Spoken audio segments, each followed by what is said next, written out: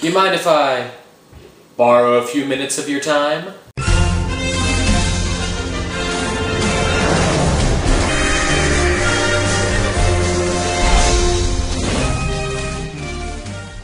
Studio Ghibli's 2010 feature film, Kari-gurashi no Arrietty, is an adaptation of Mary Norton's novel, The Borrowers, with a script written by Hayao Miyazaki and directed by Hiromasa Yonebayashi.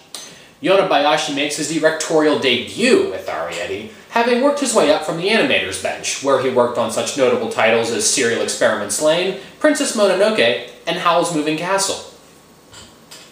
The film centers around the adventures of Arrietty, a 14-year-old girl who belongs to a family of borrowers. These are tiny people who make their living by taking things that humans won't notice are missing.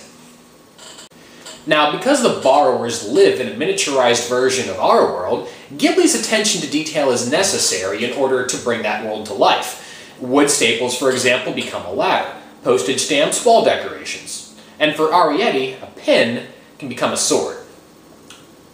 One of the things I found really impressive was the way that liquid is depicted at borrower scale.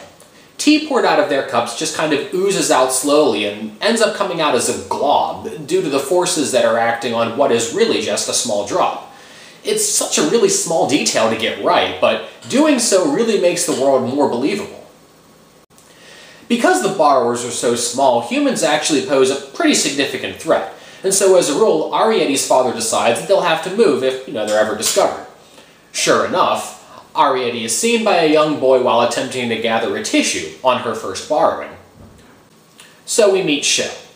Sho has a heart condition and he's preparing for some risky surgery. He's at the house in order to stay rested and relaxed. At the beginning of the movie, he comes close to seeing Arrietty in the garden, and their encounter by the bedside proves her existence. At first, Arrietty and her family try to shake it off. But Sho reaches out to her directly by leaving a note, along with the sugar cube that she dropped in the bedroom when he saw her. Fearful that they've been discovered, her father kicks off the search for a new home. Now, one of the big themes of this movie is being able to see things from a different perspective. At one level, this is obvious. We see the world through Arrietty's eyes, where a dollhouse is a mansion and dive-bombing crows can be a monstrous threat.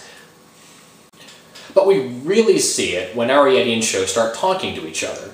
Sho decided that he wanted to protect her despite his illness, but headstrong as she is, she continually refuses him. She's unwilling to accept that a human might actually have good intentions.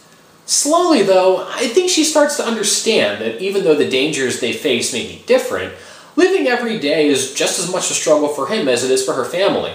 And when a human maid discovers the borrowers, she is finally willing to ask Sho for help. As I mentioned, the artwork is top quality. And special mention should also go out to the theme song and the soundtrack, written by a French woman, Cécile Courbel. The way Courbel actually got the job is interesting. She's kind of an ascended fangirl of sorts. She sent some fan mail to Studio Ghibli along with her album, and the business relationship picked up from there. Ultimately, it's a cute movie. It probably isn't your cup of tea if you're used to the action of Princess Mononoke or Valley of the Wind, but as a story about growing up in a strange world, it definitely delivers. So that does it for this first edition of the blog. Stay tuned for Anime Reviews, Club News, and anything else that we care to share. And if you're in Pittsburgh, come on by, give us a visit. We're in Margaret Morrison Hall, room 103 on Carnegie Mellon's campus. We meet every Saturday, 7 p.m. I am Dan, and I am out.